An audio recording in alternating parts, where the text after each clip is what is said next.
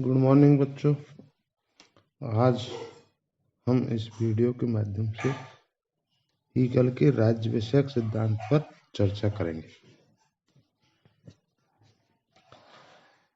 Hegel Rousseau और अन्य संविदावादियों की इस धारणा से सहमत नहीं है कि राज्य एक कृत्रिम संस्था है और उसका उदय किसी सामाजिक समझौते के परिणाम स्वरूप हुआ है। इसके विपरीत वह इस संबंध में यूनानी विचारकों से प्रभावित है।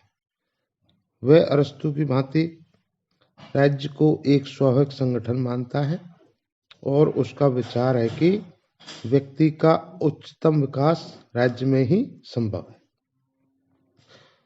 हीगल राज्य को व्यक्तियों के एक कोरे समूह के स्थान पर वास्तविक व्यक्तित्व रखने वाली सत्ता एवं विश्वात्मा की अभिव्यक्ति मानता है। हीगल राज्य को पृथ्वी पर ईश्वर का अवतरण मानता है, जैसा कि हम पहले अध्ययन कर चुके हैं। हीगल के अनुसार राज्य की उत्पत्ति कैसे हुई? हीगल ने द्वंद्वात्मक पद्धति के आधार पर राज्य की उत्पत्ति की प्रक्रिया का विस्तार पूर्वक विवेचन किया। उसने लिखा है कि इसका निर्माण दो प्रकार के तत्वों से होता है। एक ओर तो विश्वात्मा अपने लक्ष्य की ओर बढ़ती हुई इसके विकास में सहयोग देती है तथा दूसरी ओर मनुष्य अपने को पूर्ण बनाने का प्रयास करते हुए इसका निर्माण करते हैं। हीगल का विचार है कि मानवीय जीवन का सार क्या है? स्वतंत्रता है और स्वतंत्रता की चेतना की प्रगति ही विश्व का इतिहास है। स्वतंत्रता की प्राप्ति हेतु अब तक जो मानवीय संगठन बनाए गए हैं उनमें सर्वप्रथम क्या था? परिवार।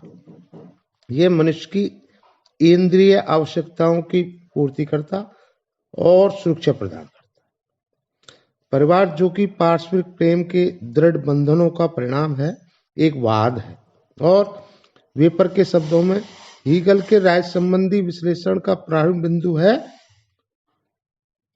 परिवार। परिवार मानवीय आवश्यकताओं की पूर्ति के लिए बहुत छोटा सिद्ध होता है, इसलिए प्रतिवाद के रूप में नागरिक समाज का उदय होता है। परिवार के विपरीत यह ऐसे स्वाधीन मनुष्यों का समूह होता है जो केवल स्वहित के धागे से बंधे होते हैं। परिवारवाद और नागरिक समाज प्रतिवाद की पारस्परिक प्रक्रिया के परिणाम स्वरूप एक संवाद का जन्म होता है, जो कि परिवार और समाज दोनों के सर्वोत्तम तत्वों को सुरक्षित रखता है और वह संवाद अर्थात राज्य ही है। इस प्रकार द्वंद्वात्मक विकास की चरम सीमा राज्य और विकासवादी प्रक्रिया में राज्य से उच्चतर व अधिक पूर्ण कोई वस्तु नहीं है। हीगल के अनुसार इतिहास में राज्य ही व्यक्ति है और आत्मकथा में जो स्थान व्यक्ति का होता है, इतिहास में वही स्थान राज्य का है। राज्य साध्य और व्यक्ति साधन है। हीगल के अनुसार राज्य एक संपूर्ण इकाई, एक प्राकृतिक सावयव है और व्यक्ति उसके अंग या अवयव मात्र है। जिस प्रकार संपूर्ण अपने अंगों से बड़ा और अधिक महत्वपूर्ण होता है, वैसे ही राज्य व्यक्तियों से बड़ा और महत्वपूर्ण है। दूसरे शब्दों में हम कह सकते हैं व्यक्ति साधन मात्र है। हीगल व्यक्तिवादियों और उपयुक्तवादियों के इस सिद्धांत को अस्वीकार करता है कि व्यक्ति का सुख और स्वतंत्रता ही जीवन का वास्तविक उद्देश्य है और राज्य इसी उद्देश्य को पूरा करने का एक कृत्रिम साधन है। हीगल के अनुसार राज्य एक परम सत्य और वास्तविकता है, इसलिए वही साध्य है और व्यक्ति साधन मात्र।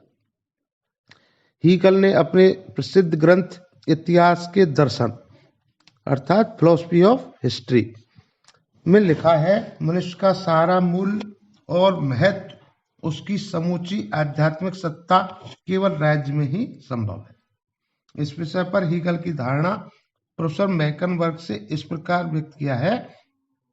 पुराने आधारवादी इस बात पर जोर देते थे कि राज्य अपने साध्य नहीं बल्कि एक साधन मात्र है और साध्य है जनता की भलाई और कल्याण।